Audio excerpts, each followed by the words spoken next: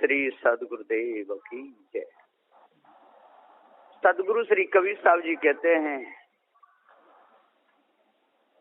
मनुष्य के हृदय में एक विशाल कालमा जमी हुई है, वो निकलती नहीं। यदि वो कालमा निकल जाए तो बेड़ा पार हो जाए। वो कालमा है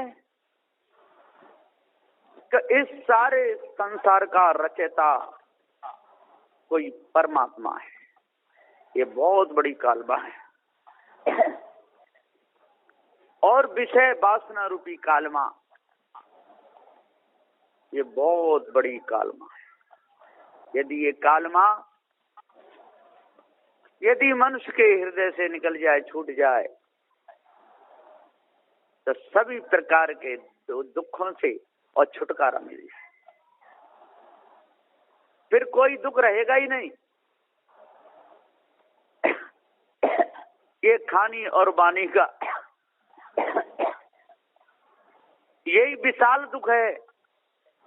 ये दुख यदि अंदर से निकल गया तो सब कुछ निकल गया, और ये दुख रह गया तो बार बार जन्म और मरण के चक्कर में जाना पड़ेगा, बचेगा नहीं। पृथ्वी की टक्कर का भी सामना करना पड़ेगा, जल की टक्कर का सामना करना पड़ेगा, अग्नि की टक्कर का सामना करना पड़ेगा, और वायु की भी टक्कर का सामना करना पड़ेगा, और दर का भिखारी भी बनना पड़ेगा। अपने हाथों से बनी हुई मूर्ति के सामने और सिर झुकाना पड़ेगा,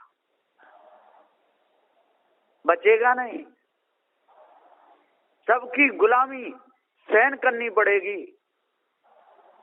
ये विशाल गुलामी है ये संसार की।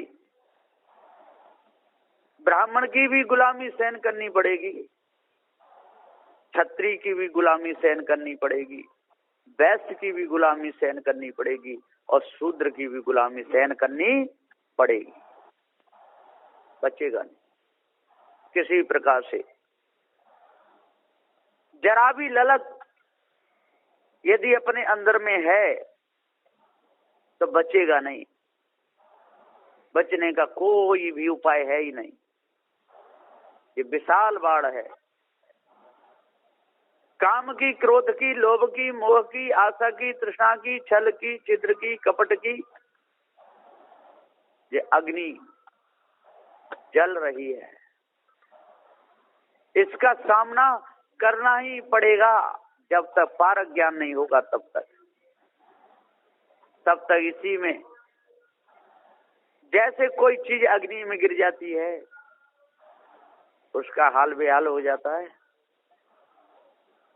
इसी प्रकार से जो भी इस संसार की कालमा के अंदर गिर गया और वो कालमा अंदर प्रवेश हो गई तो विशाल दुखों का सामना करना पड़ेगा।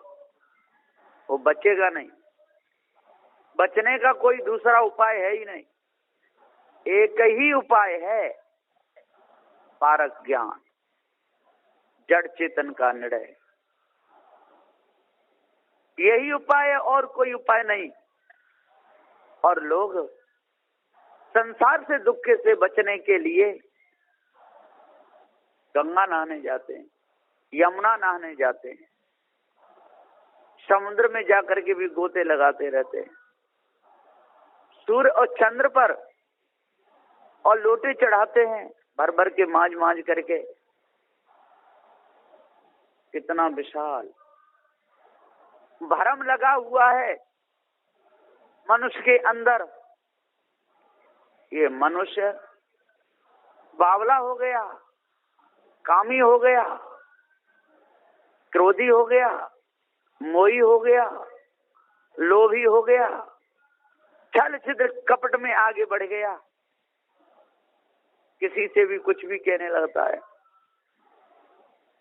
जरा भी विवेक विचार से काम नहीं लेता, इसलिए भटक रहा है, डोल रहा है। जिस प्रकार पागल कुत्ता जिधर जाता है उसे चैन नहीं मिलता, भागता ही रहता है। जिसके घर में घुसता है वो भी डंडा लेकर के और उसे मार लगाते हैं, भगाते रहते हैं। बेचारे का हाल बेहाल हो जाता है और अंत में प्राणांत हो जाता है, शरीर छूट जाता है। इसी प्रकार से खानी और बानी फंस करके जिस प्रकार से बावरा कुत्ता वीरान होकर के मरता है, इसी प्रकार से हम कल्पना के पीछे दौड़ते रहते हैं और एक दिन प्राणांत हो जाता है, शरीर छूट जाता है। इसी प्रकार मृगा समझता है ये सुगंध बाहर से आ रही है, उसको खोजता है। जब थक जाता है, गिर जाता है तो अपने पैरों में मुख दे के बैठता है, तब उसको सुगंध अपनी ही नाभि से आती है।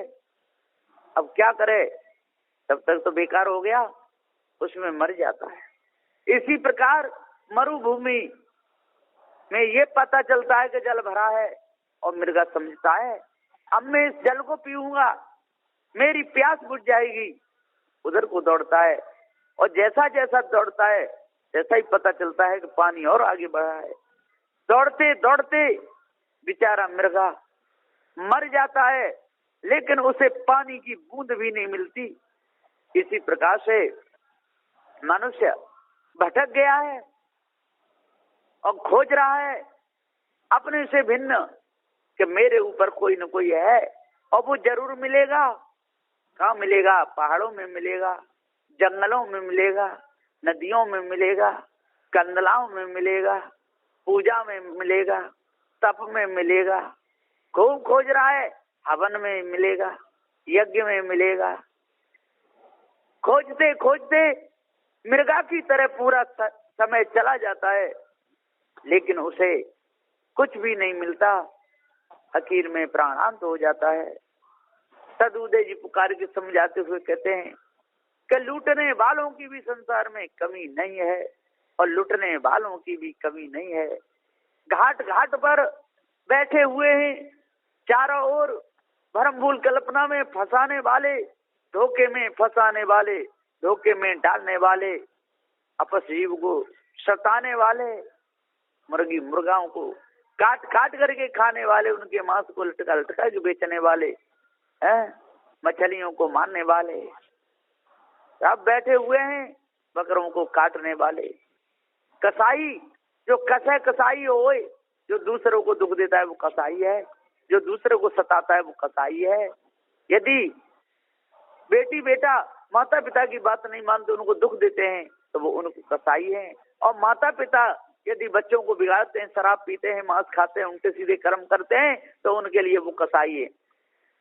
इसी प्रकार से जो चोरी करता है, हिंसा करता है, द्विचार करता है वो कसाई है और एक दिन पकड़ा जाता है और कर्म का दंड भोगना पड़ता है।